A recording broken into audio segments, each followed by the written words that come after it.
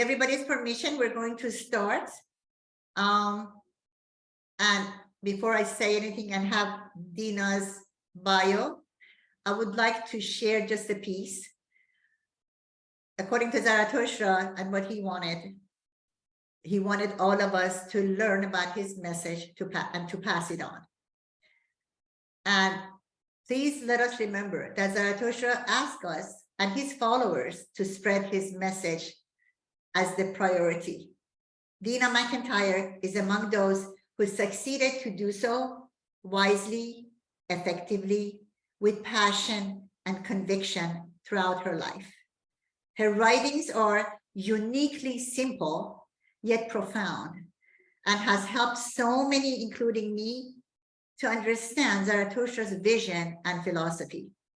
I'd like to express our appreciation to Dina in advance in behalf of CZC's PR group for accepting to have this talk with us. Even though she has a lot of limitations and she really didn't want to do it, we kind of like convinced her, and out of her good heart, she accepted graciously to be with us. Dina G. McIntyre is a Zoroastrian who was born in India and came to the United States to attend college. She received a Bachelor of Science degree from Carnegie Mellon University. It was called the Carnegie Institute of Technology, and a law degree from the University of Pittsburgh School of Law. Dina has practiced law in the United States since 1964. She has 2 sons who are also practicing lawyers. Prior to her retirement, she was a member of the bar of all federal and courts in Pennsylvania, as well as the United States Supreme Court. She has been a student of the teachings of Zarathustra since the early 1980s and was the editor of a 12-lesson course on the Gathas called An Introduction to the Gathas of Zarathustra, which she distributed worldwide in 1989 and 1990. She has lectured on the teachings of Zarathustra at various conferences and seminars in the United States, Canada, England, and India, also Venezuela, at the World Parliament of Religions in 1993. Her writings on the teachings of Zarathustra have appeared in various Zarathustra journals and on www.zarathustra.com. Dina has recently created a website, gathasofzarathustra.com, in which she lays out the teaching of Zarathustra at both basic and in-depth levels. Fariba and I have been honored to learn from her and to pass it on like a good Zarathustra. We are passing the messages that she made us understand to children at California Zoroastrian Center for the past, believe it or not, 20 years. And for that, thank you, Dina. Having said all that, we are going to join and listen to her wise words. Thank you, Dina, for joining us. Thank you very much. And my congratulations and admiration to you for all your teaching that you have done, both of you, over the past 20 years. So, way to go. Well, I'll get started. The topic of my talk today is a question of power. And I would like to acknowledge my indebtedness to a friend, a Zoroastrian from South Korea, whose questions motivated me to think about whether or not the divine in Zarathustra's thought is all-powerful, omnipotent. During later Avestan and Sasanian times, Zoroastrians believed that the divine is omnipotent. And I have footnoted quotations from a couple of later texts for those of you who are interested. Today, opinions differ, and this is something to celebrate, that both priests and lay Zoroastrians have the courage to question whether the divine is all-powerful, because to think, to question is essential for the search for truth, and the search for truth is a core teaching of Zarathustra. Now, it may surprise you, but this question, whether or not the divine is all-powerful, has practical value. Every aspect of Zarathustra's teachings, especially his perception of the divine, is part of a framework for viewing existence, which affects how we think, speak, and act, which in turn affects the kind of world we create. So, what's the answer? Is the idea of an all-powerful, omnipotent divine just a security blanket? Is divine omnipotence supported by reason? Is it a part of Zarathustra's framework for viewing existence? Well, part of the problem is that such words as all-powerful and omnipotent mean different things to different people. Zarathustra has some unusual ideas about power, strength, might. So I will lay the evidence of his words before you, and you can decide for yourself whether in his thought the divine is all-powerful, omnipotent. Let's start by seeing how Zarathustra describes the divine in this respect. You need to be aware that in Avestan, the superlative degree, such as most mighty and mightiest, is not used in a competitive sense. You know, like my God's greater than your God. It is used sometimes as a crescendo of expression and sometimes as the highest degree of a given quality. He speaks of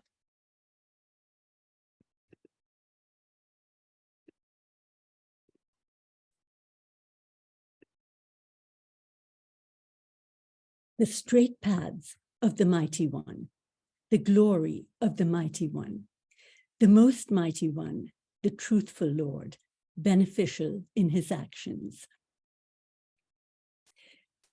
Wisdom is the mightiest Lord, the most powerful Lord who rules at will. Now, if the divine rules at will, wouldn't that mean it can do anything it wants to do without any limits? And would the absence of limits, by definition, include the ability to be good as well as to be false, evil, wrong, controlling, coercive? In fact, that was exactly what the deities of Zarathustra's culture were believed to be, deities who were a mix of both good and bad qualities, and whose belief systems controlled their worshippers through fear of horrible punishments for disobedience, in this life, not in an afterlife. But Zarathustra rejected this idea of godhood. In his view, to be worthy of worship, a being has to be wholly good, with no taint of evil in it. So, is Zarathustra being inconsistent here? If the divine has no taint of evil in it, wouldn't that mean that the divine is limited in what it can do, which by definition would mean it is not all-powerful? Well, as my friend from South Korea so wisely pointed out to me, perhaps the answer is that the divine does not choose to be evil, just as it chooses to not interfere with our freedom to choose. For example, in the Gathas, Zarathustra says, "Him who left to our will to choose between the beneficial and the non-beneficial," indicating that the divine chooses to be tolerant, an idea that is confirmed in an ancient prayer, which in fact calls wisdom the all-knowing, tolerant one. This prayer says, "Homage to the all-knowing, tolerant one, who sent through Zarathustra teachings of religion for the people of the world." This is what Mitra was telling us in the introduction. "So that they may have friendship, inculcate inner wisdom and knowledge gained from hearing, for the information and guidance of all men who are, who were, and who will be hereafter." Notice, this prayer says that the teachings of religion are for information and guidance. It does not mention obedience. In Zarathustra's thought, the freedom to choose is essential for spiritual growth. So I take it that in his view, the mightiest Lord, the most powerful Lord who rules at will, is a Lord who chooses to have no taint of evil in its own thoughts, words, and actions. In fact, Zarathustra's idea of what it is to be a Lord is one who has lordship over, who possesses completely the qualities that make a being divine. Here are a few examples. He speaks of the very wise master, Ahura, Lord of good thinking, Lord of the word and deed, stemming from a good way of being. Thou art the Lord by reason of thy tongue, which is in harmony with truth, and by reason of thy words stemming from good thinking. Wisdom in rule is Lord through Aramiti. The meaning of Aramiti has not yet been decoded, but the only definition of Aramiti which fits all of the ways in which Zarathustra uses that word is thoughts, words, and actions that embody or personify the true, wholly good order of existence, or embodied truth for short. For example, he says, through its actions, Aramiti gives substance to the truth. And in Zarathustra's view, the source of power, might, strength in the divine and in mortals are the 7 qualities that make a being divine. Here are a few examples. There are many, many more. He says, thee and the truth and that thinking which is most good. You are the strongest, and to mighty ones like you belong the powers and the mastery or the rule. He speaks of powerful might through truth, strong with both truth and good thinking, the wondrous powers of good thinking allied with truth, the enduring and esteemed strength of good thinking. So we see that he equates power, might, strength with an enlightened existence, truth and its comprehension, good thinking. And he describes Aramiti, truth embodied in thought, word, and action, as giving power and as being a force. This is not a coercive force. Force is used here as in Star Wars, may the force be with you, a force that is strong enough to bring about what is true, good, right. He says, receive force through embodied truth. Give thou, O embodied truth, power to Vishtaspa and to me. And in a rather lovely paradox, Zarathustra throws light on wisdom's power, his rule. He says, glorious Jamaspahaubhava has displayed this understanding of his power. One chooses that rule of good thinking allied with truth in order to serve. I really like that.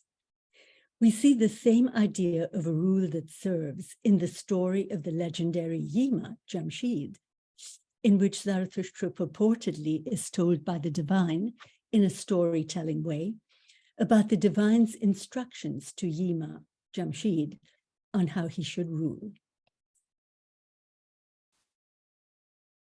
He says, undertake thou to nourish, to rule, to watch over my world, a rule that serves.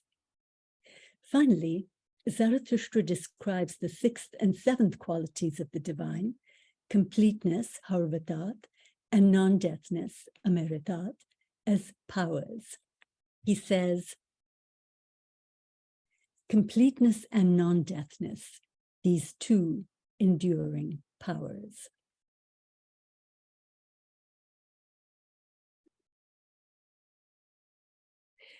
So we have to ask ourselves, are these opinions of Zarathustra based on reason? Do they accord with our reality? Well, we are so used to thinking of power, might, strength as being forces which dominate, control, coerce, that we might feel a little skeptical about whether divine qualities, truth, its good comprehension, its beneficial embodiment, its good rule, a beneficial way of being, could be the source of real might, real power, real strength in our material world.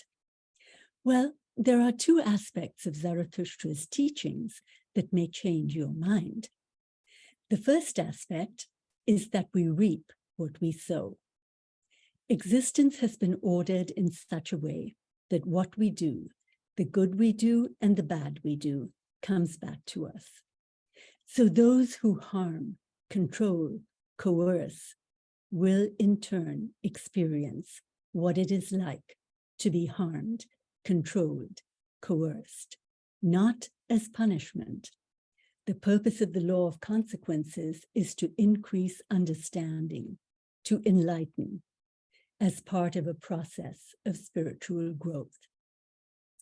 Now, you may question, how do we know that the law of consequences is not administered by an angry God for punishment, vengeance, to put the fear of God into us? Well, because Zarathustra specifically says that the law of consequences is administered by wisdom through good thinking and through a beneficial way of being to ultimately bring about a good end and satisfaction for everyone. He says,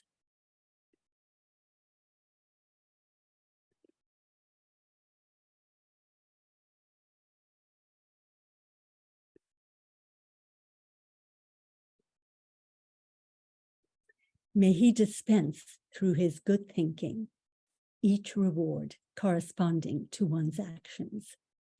Lord Wisdom, with this beneficial way of being, thou shalt give the distribution in the good for both types of conduct through thy fire.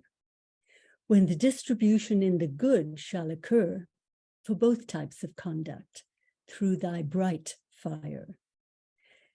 It is important to be aware that fire in the Gathas is never used as an instrument of torture, like burning people in hell.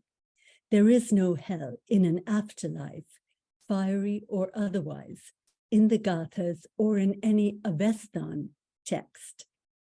Zarathustra and later Avestan texts consistently use fire as a metaphor or symbol of truth and its comprehension, good thinking. He describes fire more than once as bright, a fire that gives light, that enlightens. And notice here the words through thy fire and through thy bright fire apply for both types of conduct. So if the divine gives the distribution in the good through its fire to those who act in a good way, then fire obviously cannot be for punishment. Zarathustra also describes the law of consequences as eventually delivering satisfaction to everyone for both types of conduct, for choices that are good and bad. He says, the satisfaction which you, wisdom, give for both types of conduct through your bright fire, through molten metal, is to be given for clarification among living beings, is to be given for untruthfulness to be destroyed. In this way, you save truthfulness. Insler's translation of this verse is not materially different in this respect, but I have footnoted it so you can compare it if you wish. In the Gathas, molten metal is used as a metaphor for the soul refining process, during which there will always be mutual loving help to see us through the difficulties of the refiner's fire. And in the second quotation, he says, that satisfaction which thou hast created for both types of conduct and has promised through fire and truth. In this last quotation, I think fire as a material metaphor represents the soul refining process, increasing the light within us, our enlightenment. And truth is the resulting enlightenment.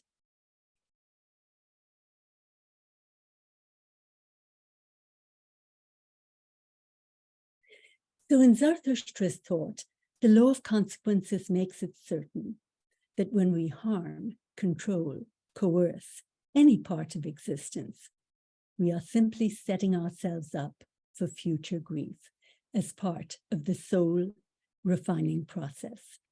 Therefore, harming, controlling, coercing is not being powerful. It is being foolish, self-defeating. But it is not just the law of consequences that causes us to suffer adversities. In the Gathas, the process of attaining wisdom is experience-based. So it stands to reason that we would have to experience a huge variety of experiences, both earned and unearned, good experiences and adverse ones, to enable an incremental enlightenment to wisdom. Now, you may object, why is it wrong for us mortals to inflict pain and suffering on others, but okay for the divine to do so? Do we have a double standard here? Well, a knife in the hands of a murderer kills. A knife in the hands of a surgeon heals. No matter how painful a surgical procedure might be, its purpose is beneficial, to heal some part of our material shells. In the same way, the adversities we experience, earned and unearned, however painful they may be, are beneficial. They enable us freely from within to heal our souls by getting rid of our false evil preferences. Because when we are on the receiving end of the suffering caused by falsehood, cruelty, injustice, prejudice, and all the other evils that afflict us, whether earned or unearned, we realize that is not the way things should be. That is not the way we want things to be. This new understanding, acquired incrementally over many experiences, eliminates our wrongful preferences, so that eventually we evolve to a state of being that is wholly beneficial, that personifies the qualities of the divine completely, with no evil preferences remaining. So we no longer want to be evil. We no longer choose to be evil. Zarathustra's solution to the problem of evil is not punishment. It is changing minds, changing preferences freely from within. To summarize this first aspect of his teaching, the divine who rules at will is powerful enough to bring about the defeat of evil throughout existence, so no one is left behind. Everyone eventually makes it to complete goodness, which gives satisfaction to the whole of existence. And the divine is powerful enough to do so in a way that allows each of us, each fragment of existence, to be part of the solution, so that our evil preferences are defeated freely from within. There is a second aspect of Zarathustra's teachings that you may wish to consider before deciding whether he is correct in thinking that the qualities of the divine are strong, powerful forces that make wisdom the mightiest Lord, the most powerful Lord, one who rules at will. One of his paradoxes is that our spiritual evolution to wisdom occurs in the arena of the material world through material experiences. But it is readily apparent that in our reality on this planet, no imperfect mortal has eliminated all their wrongful preferences by the time they die in one lifetime. So, if Zarathustra's teaching is true, that the material existence is the arena for perfecting the spirit, it follows, as the day the night, that each of us, each unperfected fragment of existence, is bound by mortality. We will continue to die until the perfecting process is complete. Now, think of the most famous tyrants in history: Attila the Hun, Genghis Khan, Stalin, Hitler, to name a few. These men exercised overwhelming physical power, cruel, coercive power for a brief period of time, and then died. Not one of them was powerful enough to defeat death. They were all bound by mortality. Zarathustra's conception of the divine is a being who is not bound by mortality. The seventh quality of the divine is non-deathness, Ameritat. But he goes a step further.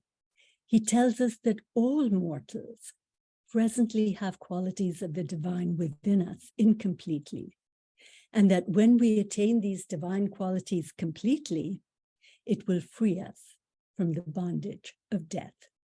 We will make the transition, cross the famous Chinvat Bridge, which is a metaphor, from mortality to non-deathness, because the perfecting process will then be complete, and material mortal existence will no longer be necessary.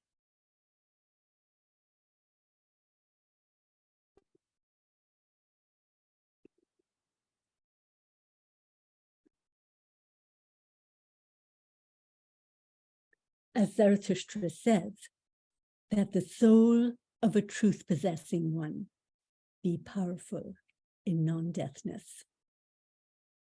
In short, defeating death is something that all the most powerful tyrants in the entire history of our planet have been unable to do. Yet, according to Zarathustra, the divine is not bound by mortality, and each fragment of existence will also defeat death when it attains completely the seven qualities that make a being divine. The beneficial way of being, Spentamanyu, which is the true, wholly good order of existence, Ashavahishta, its comprehension, good thinking, Vahumana, its beneficial embodiment in thought, word, and action, Spenta Aramaiti, its good rule, Vahukshatra, its complete attainment, Harvatat, and non-deathness, a state of being not bound by mortality, an enlightened state of being, which is wisdom personified. Actually, in a Pahlavi text, the divine is named endless light. But let us not forget, the only true way to follow the path of truth is for truth's own sake, not to be powerful, not to defeat death, but for its own sake. Which brings us back to the question with which we started. Is the divine, who is powerful enough to defeat evil, who is powerful enough to defeat death, and who is powerful enough to enable every fragment of existence to do so as well, freely from within, without compulsion, leaving no one behind, is such a being all-powerful, omnipotent? More to the point, is that kind of omnipotence worthwhile? I leave it to you to decide. In closing, I would like to leave you with some questions. Put them on the back burner of your mind and let your mind play over them. I like to tease you a little, but I have footnoted where you can find the answers in the Gathas. Here are the questions. If, as Zarathustra tells us, mortals have incompletely 5 of the qualities that make a being divine, And if mortals can attain all these qualities completely through a spiritual evolution to wisdom, was the being we now call wisdom, the divine, also a part of this perfecting process? Did the divine have to earn the joy, the enlightenment that is Zarathustra's paradise? In the Gathas, one of the names for paradise is the house of song, a state of being that houses what later Avestan texts call Ushtatat, a state of joyful enlightenment. Here is a luminous Gatha verse, one of many, certainly one of my favorites. See what you make of it. What prize Zarathustra previously promised to his adherents, into that house of song did the Lord Wisdom come as the first one. This prize has been promised to you during the times of salvation by reason of your good thinking and truth. Other Gatha verses tell us that we complete the divine and the divine completes us. So, did what is now the divine have to go through the perfecting process? Is the divine a union of the perfected fragments of existence? If that shocks you, as it certainly shocked me, consider this. Is there any merit to being perfect if one could never be anything else? Is an unearned perfection superior to one that is earned?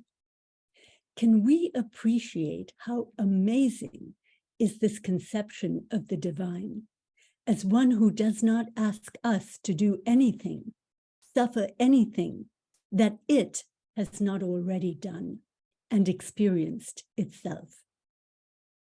A conception of the divine that does not just sit in splendid isolation of perfection, but enables all of us to evolve to wisdom through a process that requires us to watch out for each other, help each other make it through the refiner's fire, so that no one is left behind.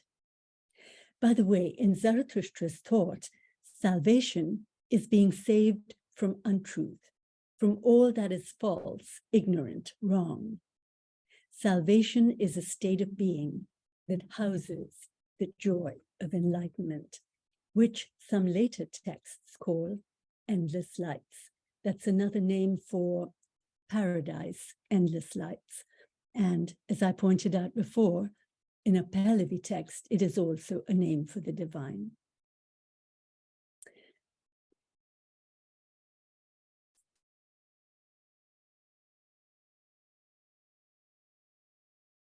That salvation of yours, let it be given to us, the true order of existence through good thinking, words through which embodied truth exists, the worship of wisdom with reverence, who gifts support to us. Notice, the support of wisdom is a free gift. It does not have to be deserved. And notice, the worship of wisdom is a part of salvation. And how do we worship wisdom? Well, according to Zarathustra, with wisdom's own divine qualities in the temple of life.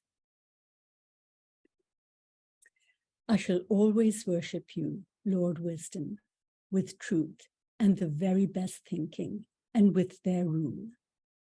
I shall try to glorify him with the worship of embodied truth. I welcome your questions.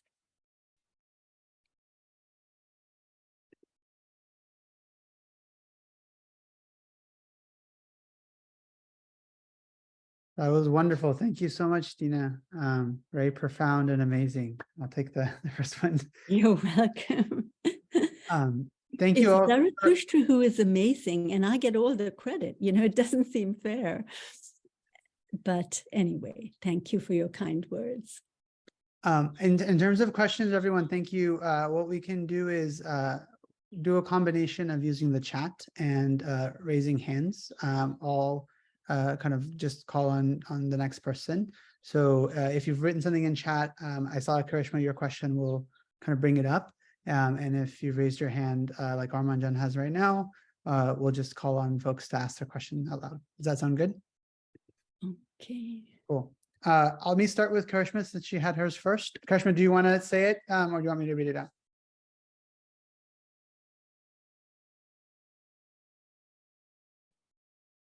There I'm you sorry, I You can't should be hear. unmuted Do you now. have your, do you have Thank you your, very much, Dina. We have simply delighted in your talk. Thank you. thank you, Jeru. It's a small question, and that is, Oh, it's Karishma, isn't it? it is I, yes. Thank you.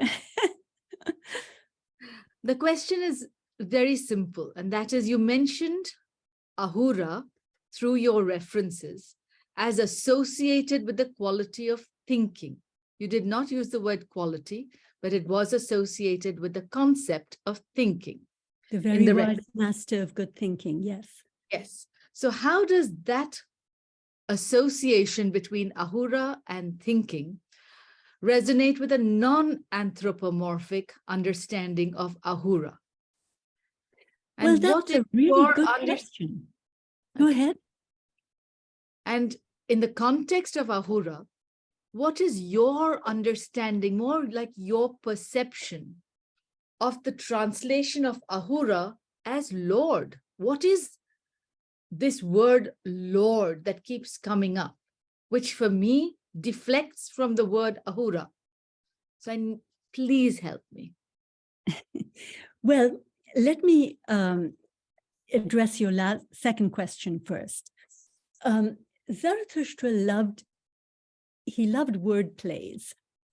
And if you learn Avestan from a linguist and then reread what he says in the Gathas, it is very apparent he loves word plays.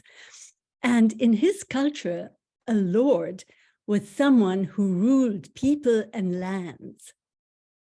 So he offers a different perspective. He says a lord, because, you know, the divine, you tend to think, human beings tend to think of the divine as kind of like a super being, right? And he wanted to engage, I think, this is my opinion, he wanted to engage, make us think in this little wordplay so that when he uses Ahura, he never uses it in a context of someone who controls people. He never uses Lord Ahura in a context of someone who controls lands or kingdoms or whatever. He always uses Ahura as someone who has complete mastery or possession of one or more of the qualities that make a being divine. So he is showing us power, lordship in a new light. And we have to be open to that. We can't just say, oh, I'm used to thinking of Lord as this. So I refuse to use the word Ahura because it just distorts my thinking. We have to be bigger than that. We have to open up so that we can see what Zarathustra is trying to tell us. Now, what was the first part of your question, Karishma? Karishma, don't go away. Uh-oh, we've lost Karishma. Does anyone remember? No, I'm here. I'm here. It was just not unmuting. Oh, Okay. What was The the first part of your question? I got so enthused about the second part that I forgot the first. Dina, it's so wonderful to hear your voice. Your voice is so spiritual that it puts us into a state of thinking just hearing you. So Come on. You should hear my grandkids on my voice. Sergeant Major. That's what most of them. The question is, in the references that you mentioned, Ahura has been associated with the word thinking. Mm-hmm. How does that resonate in the context of a non-anthropomorphic understanding of Ahura? Excellent question. You know, I puzzled over that for the longest time, not just with thinking, but also words and actions, because that too, thoughts, words, and actions are tied in with Ahura.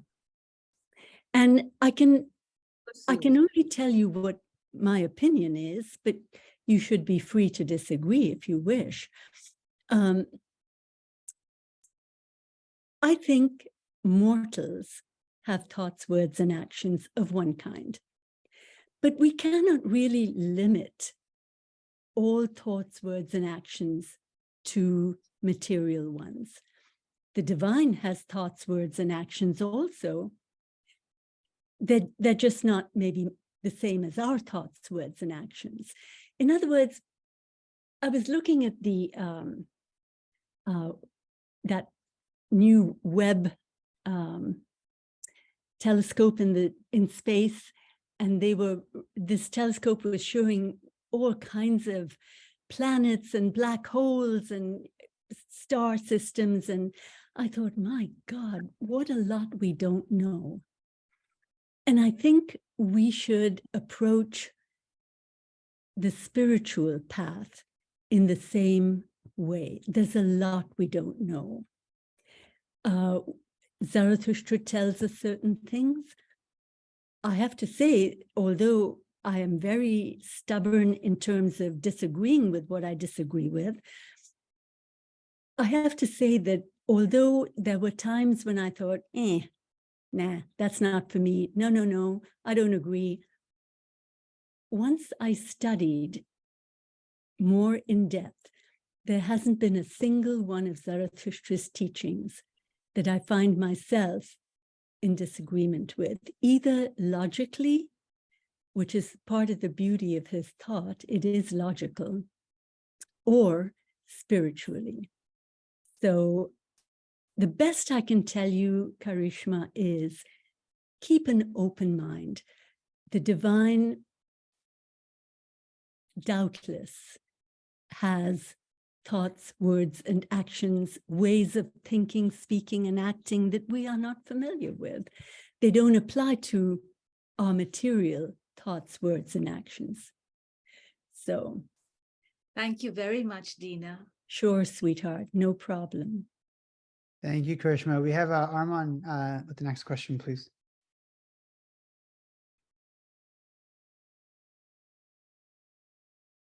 Can you hear me? Yes. Now we can. Right. Thank you so much, Dina, for another amazing, thought-provoking. Arman, you're going to give me a fat head. Thank you, though. In 2016, QAnon was born. It was lies on steroid, lies like we have never, ever seen before spread worldwide using technology and social media and news. Misinformation was manufactured on a daily basis.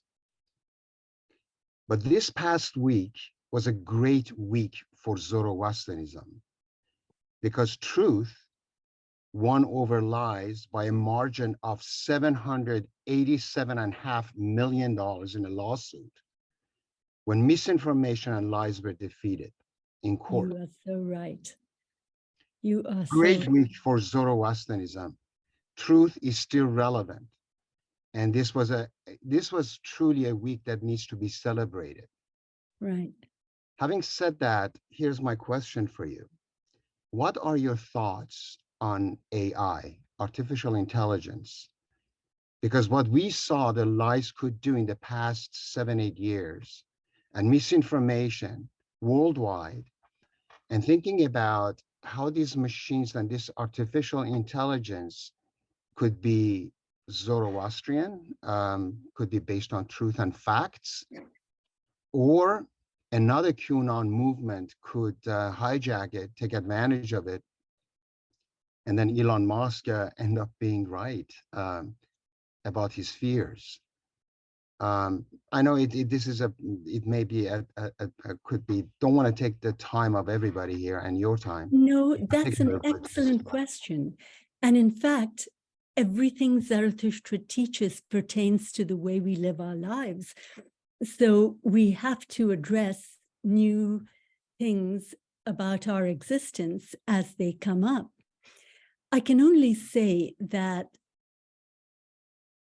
there are times when I despair, but on reflection, I think everything in the material existence can be used for good or bad. We can make the difference. By we, I don't just mean Zoroastrians, I mean mortals can make the difference. So with artificial intelligence, the same way with stem cell research, the same way with just about anything, except it's new. So, you know, it scares us a little. And the wide distribution of these lies, the easy wide distribution scares me. You know, it's one thing like in the olden days, if someone made a defamatory statement to a neighbor and it spread like gossip, that's totally different from putting it on the internet and it spreads all over the world within seconds. But it's just a difference of a different kind of tool, a different material tool. It can be used for good, it can be used for evil. And thank God we have a way to defeat it, and that is by thinking and by discussing. You know, we have to have the freedom to talk about it. We have to think about it. Sometimes it worries me, what kind of a world are we leaving to my grandkids? But I think maybe my grandmother may have had the same worries about what kind of a world was developing for her grandkids, you know? It's all a question of what we're used to and what we're not used to. But the bottom line is anything can be used for good or for evil. And it's up to us to challenge its use for evil and to support its use for good. Thank you. Did I answer your question? Absolutely, as always. Thank you. Okay. Thank you, Dina. Love Sure. you. Thank you for the great questions. Maher, would you like to go next, please?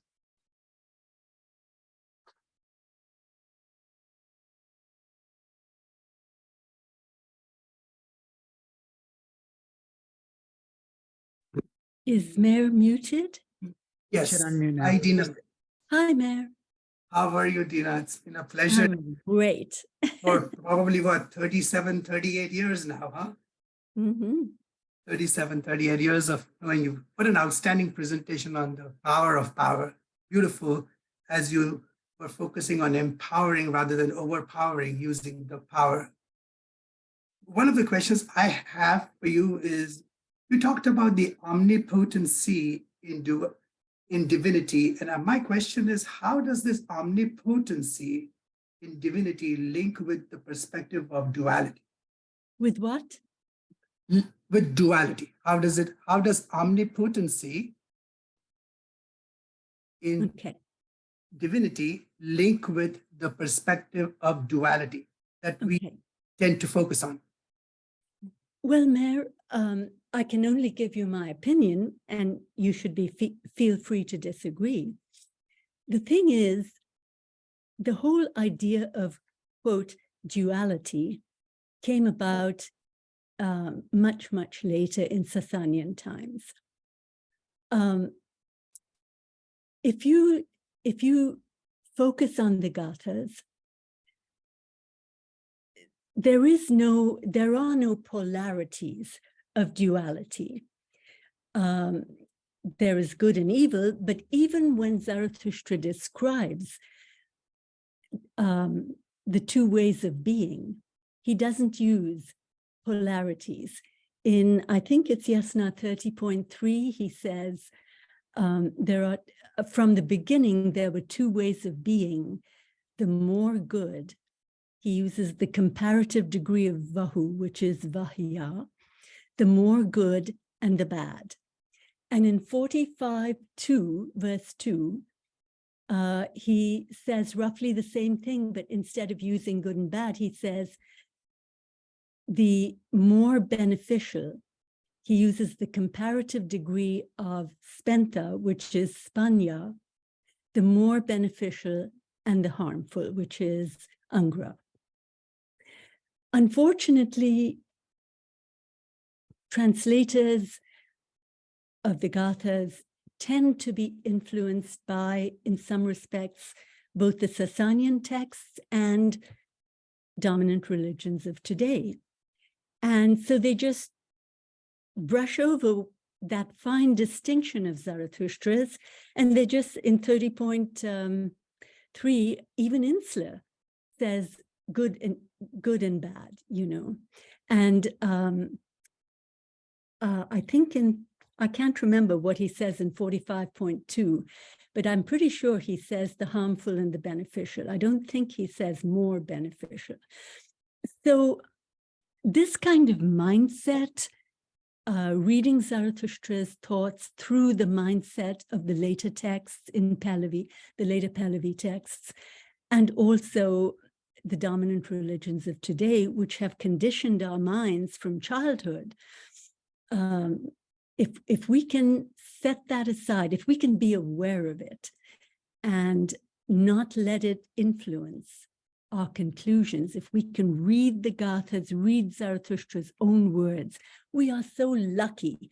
How many founders of religions have left their own words? But if we can read Zarathustra's own words as carefully and as literally as possible without being influenced by extraneous or alien mindsets, I think we can learn an awful lot. Thank you, Dina. So would you then agree that darkness may not necessarily be the I'm opposite? sorry, can you speak a little louder, please? Would you then agree that darkness is not necessarily the opposite of light? No, I do agree. In fact, in Yasna 44, Zarathustra says, who created the dark space, the lights, the bright lights and the dark spaces in between? If you look at space, you know, it's a lot more dark than the planets or the sun, the stars, I should say. They are the ones that have the lights in them. So no, darkness is not, you know, there again, it's that conditioned mindset. We tend to think of, you know, black and white. The black is bad, white is good. Light and dark. Dark is bad, light is good. That's not in the Gathas. That is not in the Gathas. I see darkness as the absence of brightness in consciousness. Well, Mayor, although I did get a Bachelor of Science degree, I have to tell you, my life has not been spent in keeping up with the sciences in depth, other than, you know, what is generally available, which I delight in. So I cannot give you a definition of darkness that is scientifically accurate. I can only say darkness is certainly not equated with evil in the Gathas. Thank you. Thank you, Dina. God bless you. Thank you very much. Thank you so much. Caleb, do you want to ask your question next? Hello, Caleb. Sure. Good to see you. Hey, likewise. Thank you for giving such an enlightening lecture. I just had a question about I guess the actual, you know, core topic of the lecture. You mentioned kind of omnipotence and most mighty or mightiest, if memory recalls, as Mazishtim. I was kind of curious because I feel like that word can be kind of interpreted differently from almighty or all powerful, where one is kind of being completely possible of doing anything, versus the other is just kind of mightier than anything else. And I was kind of curious as to your opinion between the difference of those two understandings. To me, first of all, you have to remember Zarathustra did not speak English, nor did he speak any other language in existence today. And well, I don't know how many languages you know, Caleb, but I was raised speaking both English and Gujarati and Hindi. And if you've ever tried to tell a joke, translate a joke from, say, Gujarati to English, it just falls completely flat, because the whole mindset of Gujarati is different with respect to that joke. Gujarati and English are both in the Indo-European family of languages. But to understand what Zarathustra was thinking in using these terms, you know, almighty as distinguished from most mighty, in his mind, was there a difference? Well, maybe not. But what about the quotation where he rules at will? To me, that was the crunch one, because someone who rules at will can do just about anything they want to do, right? Would you agree with that, Caleb? So we have to try to understand his mindset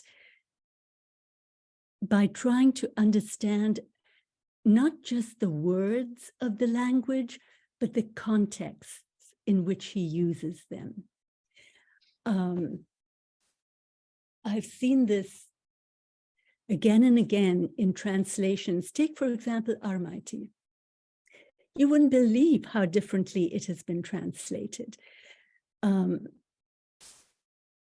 none of those translations have taken, and these are by, some of them are by eminent linguists. They haven't looked at how Zarathustra uses the word. So I think if you want to get as close to Zarathustra's mindset as possible, don't just go with the word. Look at how he uses the word and look at, well, the contextual uses and other ways of describing, you know, the same context. That's what I would recommend. Thank you so much. Just a quick time check for everyone. I think we will have about another 10 to 15 minutes, so we'll probably wrap at 3:15. So I'm keeping track of some questions in the chat as well. So if folks could limit their questions to about a minute or two, so that way we give everyone a chance to wrap up. Does that sound okay? Whatever you want. I'm open to whatever you want. Sounds great. And we have a question from our chat from Nazanin Sarkari. It says, how can this wealth of information be put forward? I'm sorry, can you talk a little slower and a little louder? Sure. And I'll read this from chat, and if Nazanin wants to add anything, please feel free. Nazanin Sarkari asked the question, how can this wealth of information be put forward in a very simple form for middle schoolers? Good thinking. Ask Fariba and Mitra. They will tell you. They have taught kids about Zarathustra's teachings for over 20 years. So, you know, I think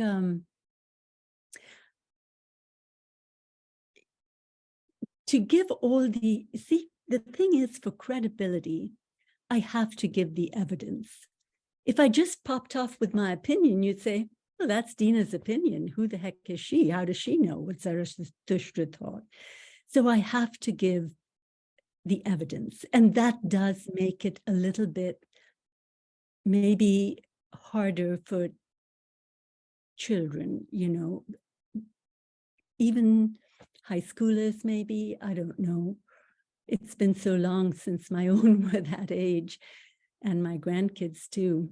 But I really don't know. You're absolutely right, Dina. You're absolutely right. Working with teenagers and preschool, I mean, the middle class kids, they do not have the attention span, or they don't care at that age about stuff that are this deep and this profound.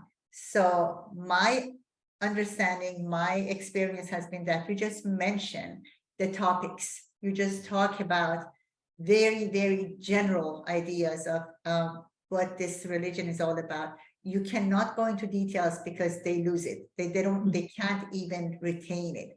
So at age 16, 17, 18, then you can discuss it. You can do everyday life and examples of what is to be good, what does it mean, what does Asham mean, what is the path that you have to find by yourself, what is freedom of choice. It's just, it has to be age appropriate. And these concepts, as simple as they are, they're profound and they're hard to grasp in this day and age. Yeah, you know, seeing Firdosh up on my screen reminded me of something. Many years ago, Firdosh and the was it the Zoroastrian Association of Alberta, invited me to give a whole day's talks to their association, and many of them were kids. And was it, I can't remember if it was your association or not, but anyway, what I did was before I went there, I asked if the kids could please have a sleepover, all of them together, and get all the Star Wars movies and watch them right through, you know. So they would have to, and then see if they would tell them that you wanted them to look at those Star Wars movies and see if they saw Zarathustra's ideas in any of them, and if so, which ones. You would be amazed at how those kids would. They were amazing. When I got there, first of all, they had each assigned to them, each other, a character, and they really got into it. And they came up with some really good parallels between the Star Wars movies, the ideas they expressed, and Zarathustra's thinking. So it was a good way of exciting them and involving them in something that they could relate to. But of course, Star Wars now is kind of old. I don't know if it would work today. But anyway, the idea is to try to present the religion and its ideas in real life situations such as are important to them. Just a thought. Thank you all. I think we have at least 5 more questions with hands raised prior, and a little bit under 10 minutes now. So Firdosh, would you like to ask? And again, reminder to please keep it to about 1 minute if possible, please. Thank you.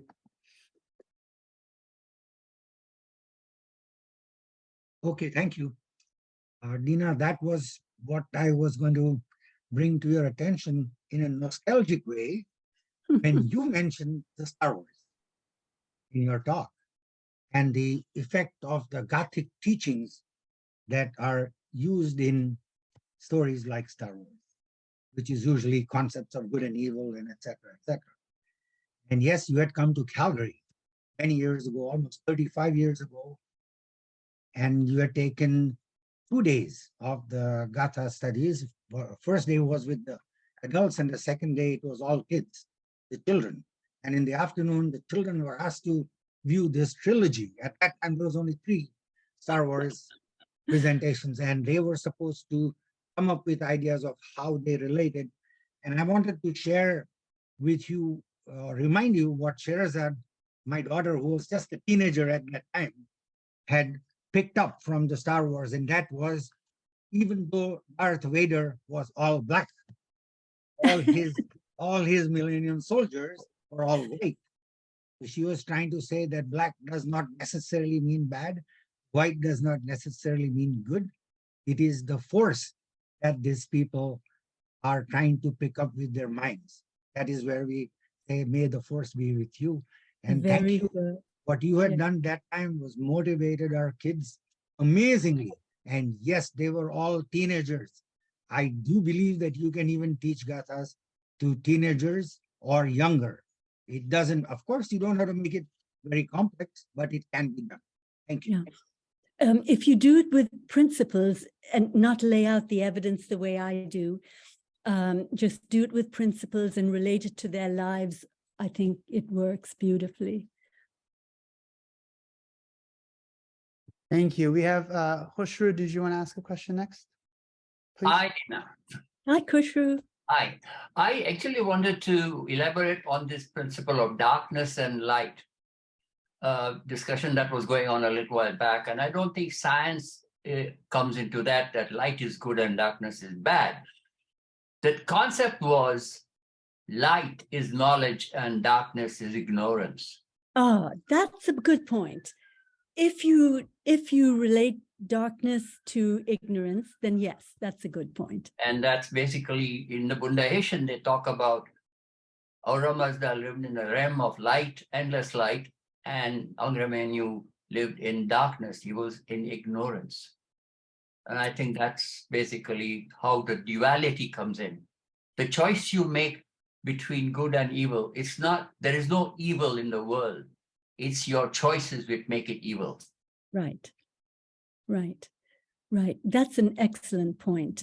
You know, all our texts are full of metaphors. And if we take them too literally, I think we tend to make mistakes. And somehow infringing on your domain of legal matters. In contracts, normally the arbitrator will try to see what was the intent behind a certain clause. The clause may read one thing, but what was the intent behind it? That makes the difference between ruling one way or the other. Mm-hmm. So what was the intent between Zarathustra's message saying certain things? And when the philologists translate word for word, a lot of hash is made out of that. Oh, you are so right. Hash is the right word. So intent, Anyway. what did he intend to say? He was not talking about cattle. He was talking about the soul of the universe. Mm-hmm. Just wanted to make that point. Excellent point. Thank you, Khushru. Thank you for a very good talk. Aruna, do you want to ask your question next, please? Yes. First of all, lovely talk. I'm relatively new to Zoroastrianism, so. Oh yes, I am unmuted. Sorry. So one thing I wanted to say that came up was, first of all, Harry Potter might be a more modern alternative to Star Wars, although I think everybody can enjoy Star Wars. But there's a lot of talk about duality and the importance of choices, that type of thing. But my question was, and I'm not sure if I'm not grasping something, but you mentioned in your talk about some of the world's cruelest leaders, your Hitlers, your Stalins, your Genghis Khans, all of them. In the Zoroastrian context, how did they reap what they sowed from their actions? How did they get that was coming to them, so to speak? See, Karuna, we don't know, because certainly, although it is certainly, I know I have reaped what I have sowed in this one lifetime here and there, but I've done an awful lot of things which I have not reaped in this lifetime. And if, as Zarathustra teaches, the divine is wholly good and just, then it is not, if his teaching is true, it is not possible for there to be just this one lifetime. Because if you look at just forget about other life forms, which we have been so hard on, just think of human beings. How different are the circumstances of so many different human beings? How could a God who is just allow such circumstances to exist if there was just one lifetime? If you believe Zarathustra's teaching that God is good and God is just, then it is not possible logically to believe in one lifetime. So how they reap what they sow, I don't know. This is something that we, with our limited capabilities, should not take upon ourselves to cause other people to reap what they should reap, what they sow. We are not wise enough we have to leave this in other hands. I like to say in the hands of the divine, because Zarathustra's idea of the divine is very different from conventional religious thought, which is why I don't use the word God, and neither did he use the Avestan or the Indo-European word for God, words for God, which are Bhagha and Daiva, with reference to Ahura Mazda. He uses Daiva and Bhagha, only Bhagha once, Daiva several times, in a pejorative way to describe the gods of his culture. So Zarathustra teaches, it was his opinion that the law of consequences is administered by wisdom, with good thinking, and with a beneficial way of being to accomplish a good end. And I really like that. Now, is his opinion true? I have no idea. But it's something that I can relate to. It's something that it's a structure that I can make useful in my life, which is the only purpose that religion has for me, in a way. So, Okay. did I answer your question, really? I did, because, or you did, you did. I hope so. Okay. Yeah, that I'm kind of new to all of this, and so I'm trying to wrap my head around it. And so the idea of, okay, well, what happens to bad people on the spiritual realm when they do bad things? That's something that's still kind of new to me. And so I hope I asked my question clearly. But your question was crystal clear. I'm worried about my answer. No, it makes sense. Thank you. All. We're at time. We're gonna try to squeeze 2 last questions. I apologize, I won't necessarily get to everyone who had asked a question in chat or had raised their hand, but please, I'll put this in our chat. You can reach out to the PR committee. Check out our website, please. You can reach out to us over email. We're happy to answer and follow up on questions. Email me. Yeah, please and also feel free to email me. Naveed, did you put my email address? yes, and I was just gonna also add, Dina's email is also in the chat as well. Yeah, so just email me if you would like a question answered that was not answered here. Definitely.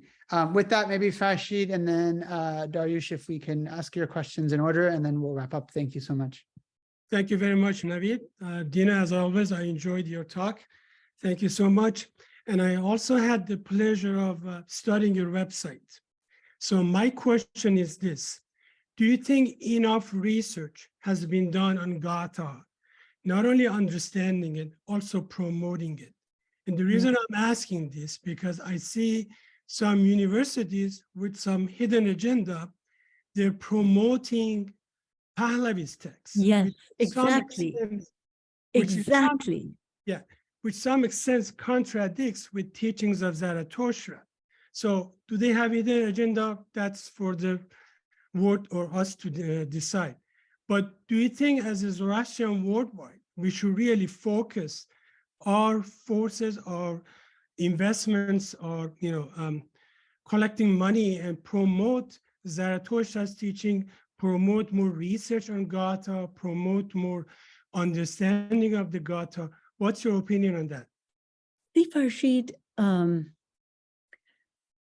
we as a minority, and in Iran as a persecuted minority off and on,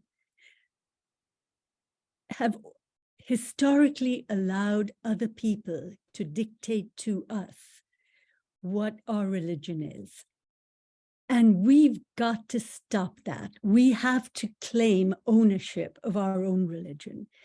But you cannot do it unless you study Avestan, because that is what Zarathustra communicated in. And you cannot study Avestan without studying it under first-class linguists. Now, I use Insler's translation, but I don't agree with a lot of what he does. Nevertheless, I go to him and I go to other first-class linguists, and then I see where they are different. I see the context, which suits the context the best. We have got to claim ownership of our religion. Forget about minority status. Forget about letting other people dictate to us what we are going to believe or what is Zarathustra's teaching. And anyone who thinks that a professorship of Zoroastrianism is valid based on Pahlavi texts alone or primarily, they have another thing coming. Now, there's a lot of good stuff in the Pahlavi text. Don't get me wrong. There's a lot of good stuff there, but there's a lot of junk.